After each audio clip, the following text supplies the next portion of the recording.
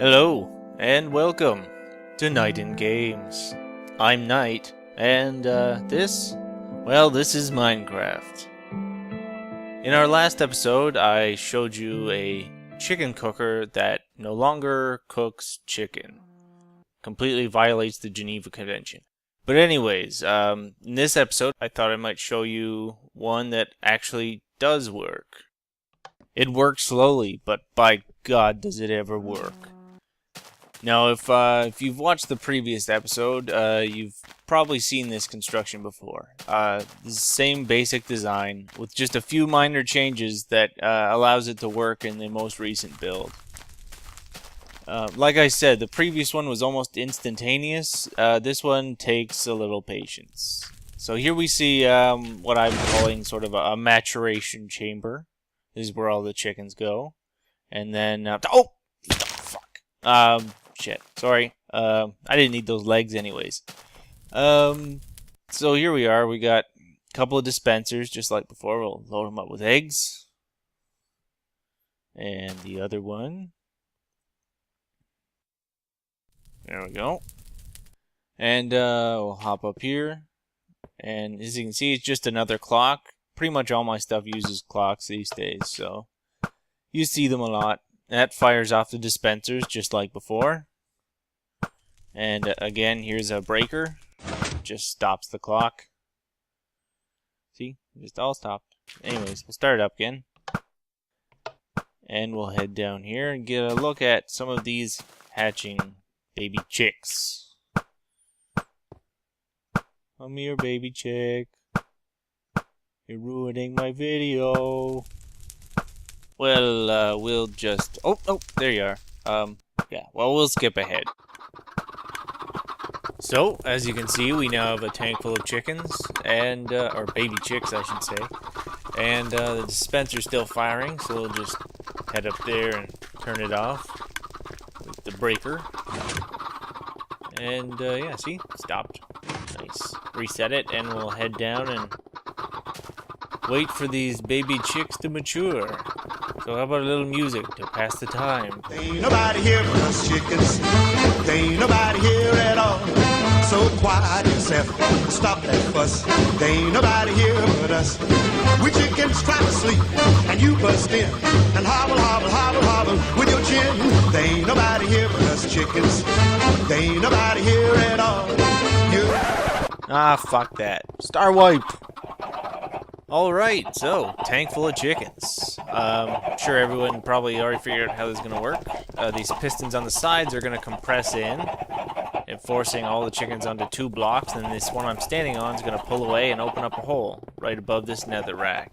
So, yeah. Goodbye, chickens!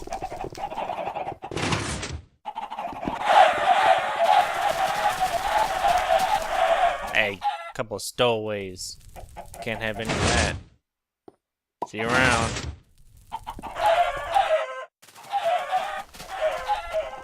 Alright, so I thought I might give you a bit of a better view of the carnage. So I moved the switch down here so you'd be able to see the entire killing floor, as it were. Here's all the chickens, dancing around, happy as can be. But unfortunately, that's not going to last.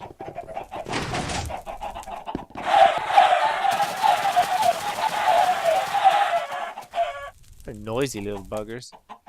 Anyways, let's go in down and collect the our spoils here. Hey, what the?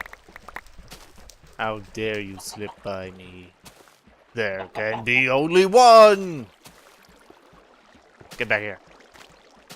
No one escapes. There's no escape. Ah, there we go.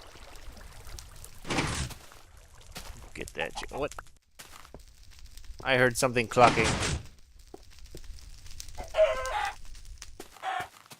There we go. Finally got them all. Resistance is useless. There we go. Nice pile of chicken. 37 chicken, 37 feathers. Hooray!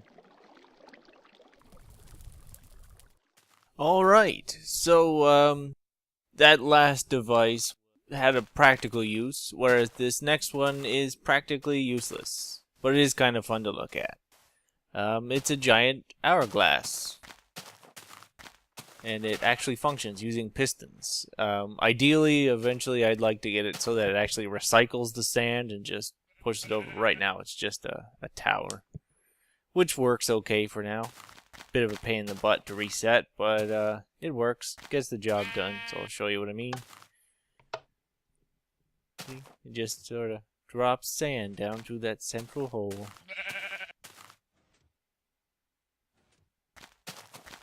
And yeah, so there's the tower. You can see it sort of filtering down as the pistons push it forward.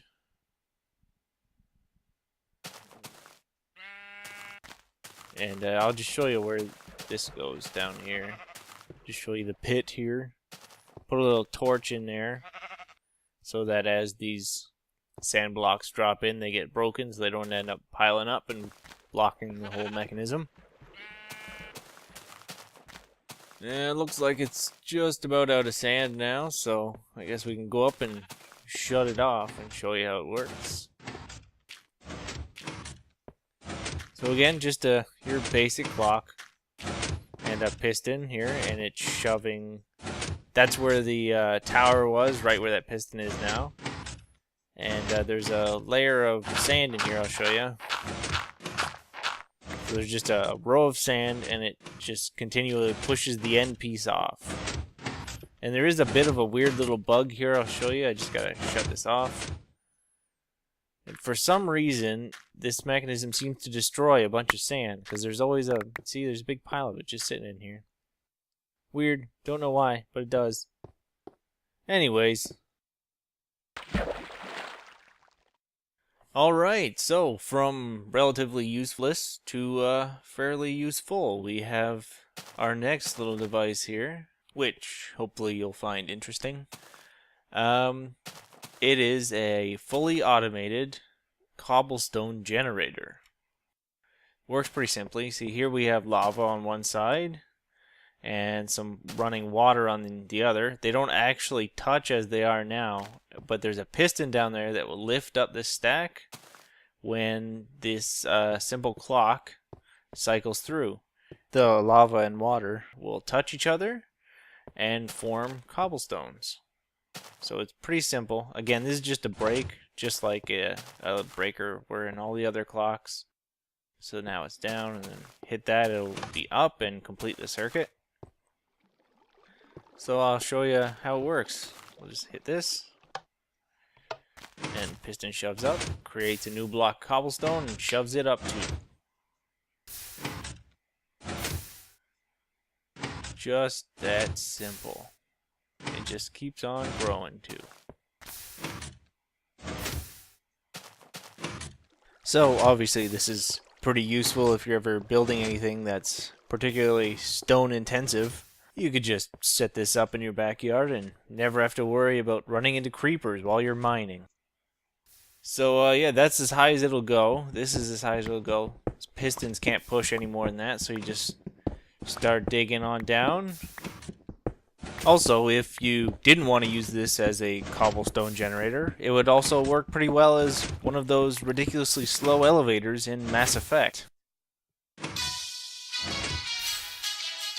You ever miss those talks we had on the elevator? No. Come on, remember how we'd all ask you about life on the flotilla? It was an opportunity to share. This conversation is over. Tell me again about your immune system. I have a shotgun. Maybe we'll talk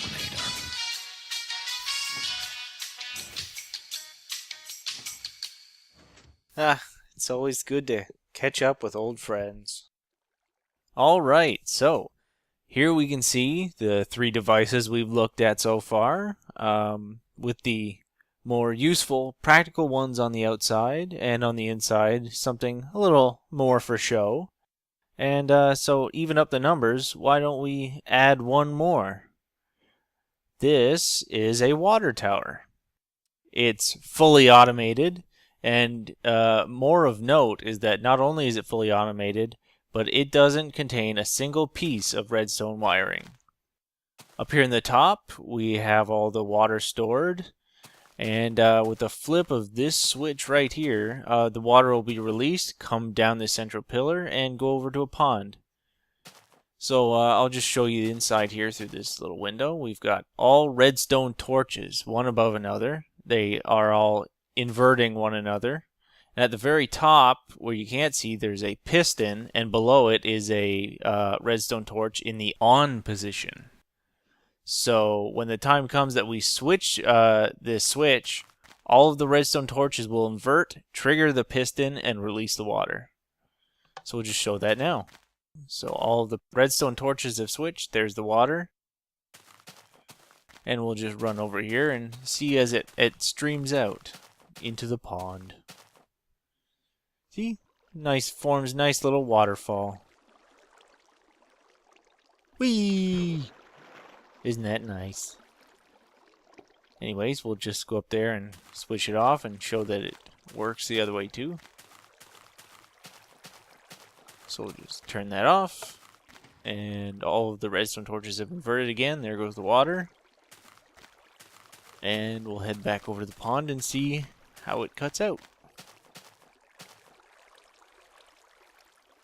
There you go. So this isn't necessarily the most practical device, but what it is a really good example of a way to get a redstone charge up vertically without using much space horizontally. The entire redstone mechanism for this device takes up only a single block column all the way up, so that can be transferred over to any number of other mechanisms you'd like to make. Well, that's it for this episode of Night in Games. Thanks for watching. I hope you enjoyed. Please subscribe and continue to follow this channel, because in the final 2 episodes of this series, we'll see some of the largest and most complex worlds I've ever built.